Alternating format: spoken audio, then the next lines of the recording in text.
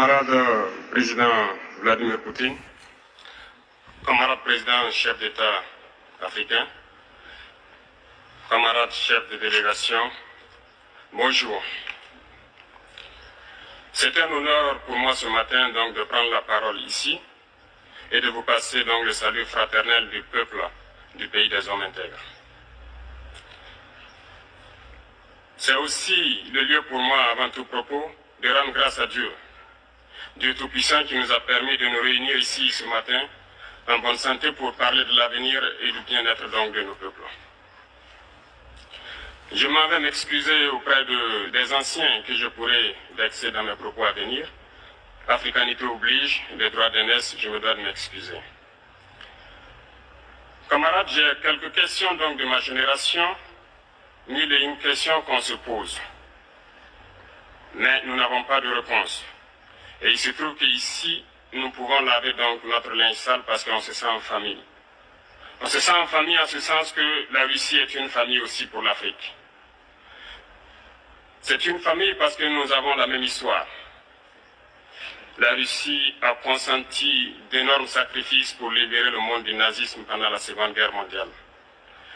Les peuples africains, nos grands-pères, ont été déportés de force aussi pour aider l'Europe à se débarrasser du nazisme. Nous partageons la même histoire en ce sens que nous sommes les peuples oubliés du monde. Qu'ils soient dans les livres d'histoire, dans les documentaires ou films, on tend donc à balayer le rôle prépondérant qu'a joué la Russie et de l'Afrique dans cette lutte contre le nazisme. Nous sommes ensemble parce que actuellement nous sommes là pour parler de l'avenir de nos peuples, de ce qui va advenir demain, de ce monde libre auquel nous aspirons, de ce monde sans ingérence dans nos affaires internes. Nous avons les mêmes perspectives et je souhaite que ce sommet soit l'occasion donc de pouvoir tisser de très bonnes relations en vue d'un meilleur avenir de nos peuples.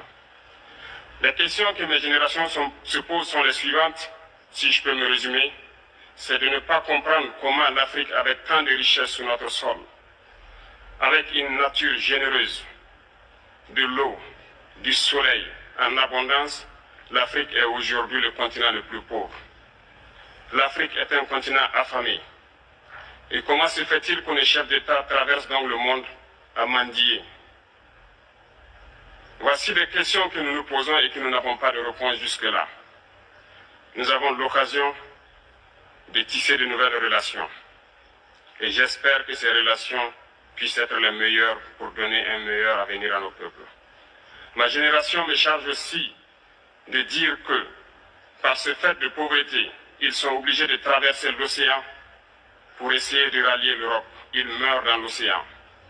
Mais que prochainement, ils n'iront pas traverser parce qu'ils viendront devant nos palais pour chercher leur pitance quotidienne. Pour ce qui concerne le Burkina Faso, aujourd'hui nous sommes confrontés depuis plus de 8 ans à la forme de manifestation la plus barbare, la plus violente du néocolonialisme, de l'impérialisme. L'esclavage qu'on tend encore à nous imposer. Nos dévanciers nous ont bien appris une chose. L'esclave qui n'est pas capable d'assumer sa révolte ne mérite pas que l'on s'apitoie sur son sort. Nous ne nous apitoyons pas sur nos sorts, on ne demande pas que quelqu'un s'apitoie sur notre sort. Le peuple burkinabé a décidé de lutter contre l'île terroriste en mesure de relancer son développement. Dans cette lutte, des vaillants peuples, des vaillantes populations se sont engagés à prendre les armes face au terrorisme. Ceux que nous avons affectueusement appelés les VDP, des volontaires. Nous sommes surpris de voir les impérialistes traiter ces VDP de milices et de tout type. C'est décevant. Parce qu'en Europe, lorsque des peuples prennent les armes pour défendre leur patrie, on les traite de patriotes. Nos grands-pères ont été déportés pour sauver l'Europe. Ce n'était pas avec leur consentement, contre leur gré.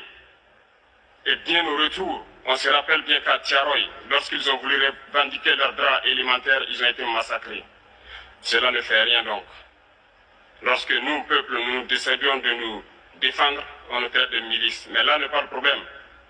Ce qui est le problème, c'est de voir des chefs d'État africains qui n'apportent rien à ces peuples qui se battent, mais qui chantent la même chose que les impérialistes en nous traitant de milices, en nous traitant donc d'hommes qui ne respectent pas les droits de l'homme. De quels droits de l'homme parle-t-on? Nous nous offusquons contre cela et c'est honteux.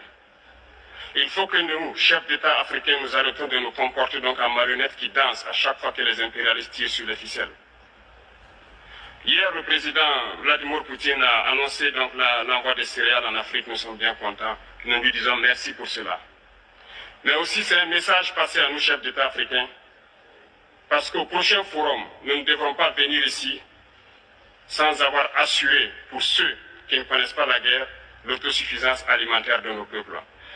Nous devons prendre l'expérience de ceux qui ont pu déjà atteindre cela en Afrique, tisser de bonnes relations ici et tisser de meilleures relations avec la Fédération de Russie pour pouvoir assouvir les besoins de nos populations.